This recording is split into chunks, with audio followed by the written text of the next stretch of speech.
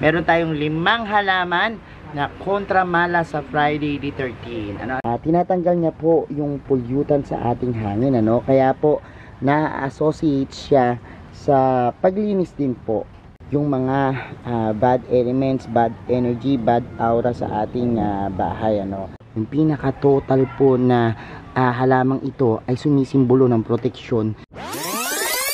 Hello everyone! This is Hermes Sunao, Pini Dino Park and Eco Garden. Welcome back sa ating YouTube channel. And for today's video, maswerteng usapan na naman po tayo ngayon, Kasi mayroong nagtatanong, last time pumatak yung Friday ng 13, So, Friday the 13, May mga superstition beliefs na talaga namang pinaniniwalaan tayo about sa pagsapit ng ganyang araw, At minsan, yung iba sa atin, talagang kinakain na ng sistema na pag-iisip, At binabawalan tayong lumabas, binabawalan tayong lumakad, so ipagpaliban na lang daw yung mga lakad natin.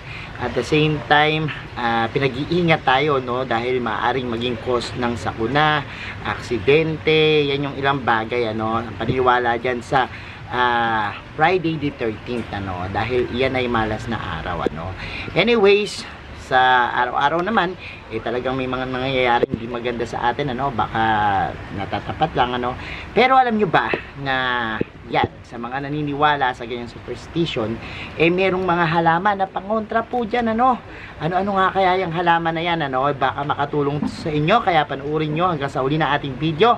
At sa ating pagbalik, sasabihin ko na po yan isa-isa. Kung ready na kayo mga ka-MTP, tutok lang po.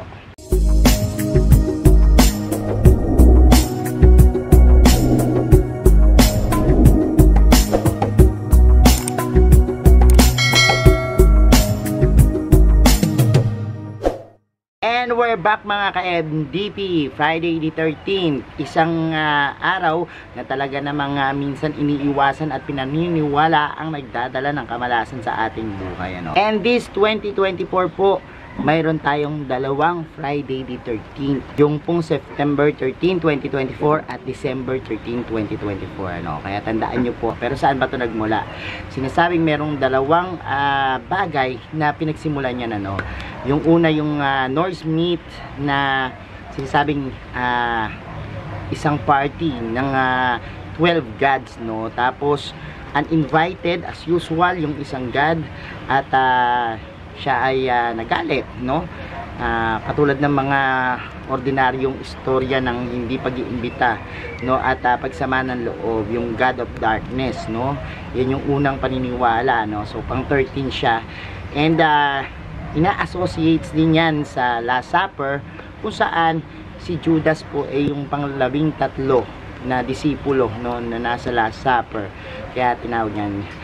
At marami pa pong iba na kwento-kwento about yan, hanggang sa nagpasalin-salin kung saan-saan, at nagkaroon na ng mga pelikula, palabas about sa yan, kamalasan na dala ng Friday the 13th, Kaya naman yan, naging palaisipan or naging practice ng mga tao na mag-ingat sa araw na iyan, Ako nga po personally, Friday the 13 ako pinanganak, kaya tuwang-tuwa ako dahil Biyernes Santo ata yun, Good Friday na tapat, tapos Friday the 13 pa, birthday ko yan. Pero ako, hindi naman na lumalagay sa isip ko yung mga yan, Pero ako naniniwala din sa mga gabay na halaman na pwedeng magprotekta sa atin, Meron tayong 5 halaman na kontramala sa Friday the 13. Ano kaya yan? Ikutin natin ang ating garden, makikita ko sa inyo. Sa una po nating halaman, ito pong lucky bamboo, Siya po ay nagsisimbolize ng good luck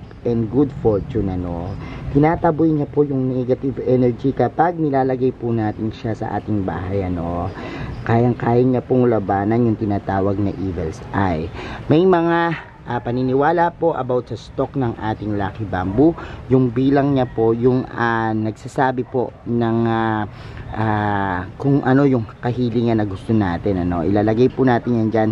Pero kapag meron po kayong lucky bamboo, yung pinaka-total po na halamang ito ay sumisimbolo ng proteksyon sa mga negative energy. Kaya bagay na bagay po yan dun sa mga bad luck na dala ng Friday the 13. Sa pangalawa po nating halaman, yung ating rosemary, Sinasabi po na ito ay commonly na ginagamit no sa pagkain, sa pagluluto, syempre, at sa medisina no.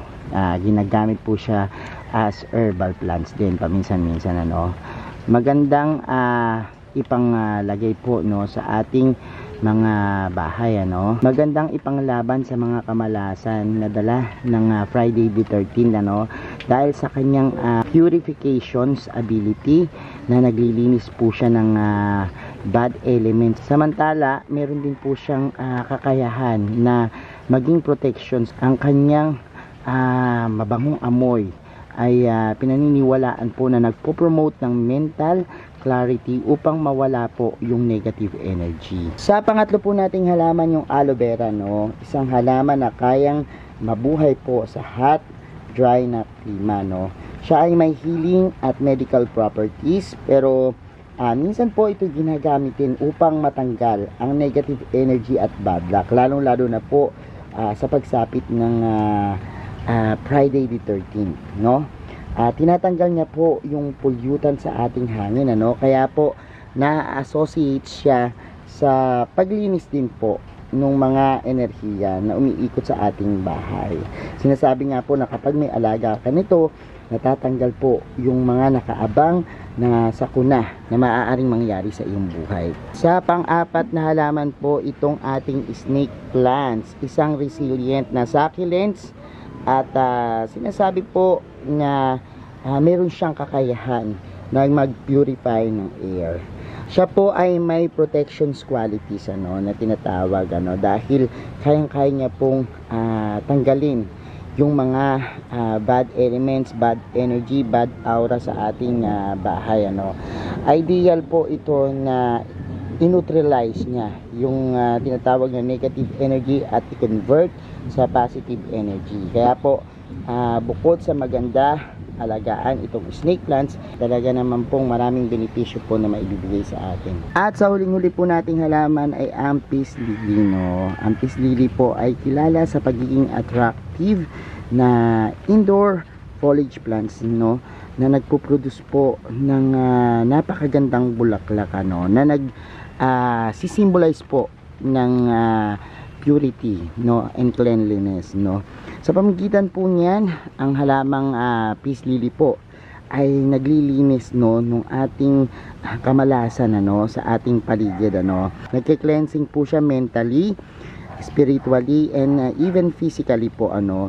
Kaya naman po sa pamamagitan nito na harmonize po no yung ating buhay ano. At sinasabi nga po na ang pagkakaroon ng peace lily ay isang positibong gawain ano, dahil po kapag meron kayo nito nagkakaroon po ng chance na maitaboy kayo dun sa mga papalapit na disgrasya at sa mga mangyayaring hindi maganda sa ating buhay ano.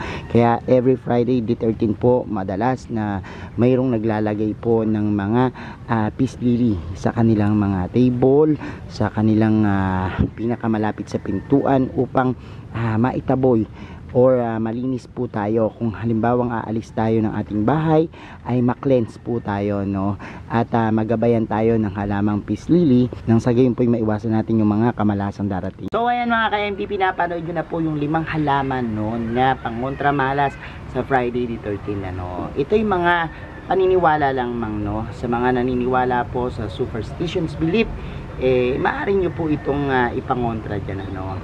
Sabi ko naman po, wala namang mawawala kung maniniwala tayo, dahil katumbas naman po ng mga halamang ito ay yung pagpapaganda ng ating paligid at syempre yung mga benepisyo pong nakukuha natin sa kanila. Kaya win-win situations pa rin tayo, panalo pa rin tayo kapag inalagaan natin ang mga halaman na yan ano. Manalangin po sa Diyos, sabayan ng pagkilos ano.